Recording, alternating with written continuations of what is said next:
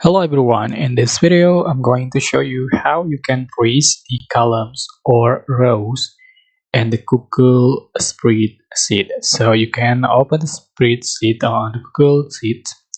For example, if you want to freeze the columns, you can select the column that you want to freeze and then go to views and then select freeze and select the rows. Sorry, yes, can select the columns that you want to freeze. Row one column or two columns, for example, one columns.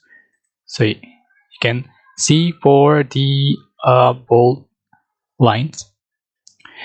If you scroll to the right, it will not move.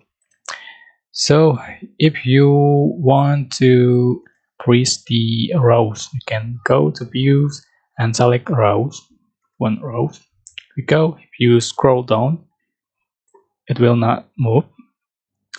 So for easier, you can select the bold line. Just just hold and select the columns that you want to freeze. Alright, that's it. So simple. I hope this tutorial was helpful for you.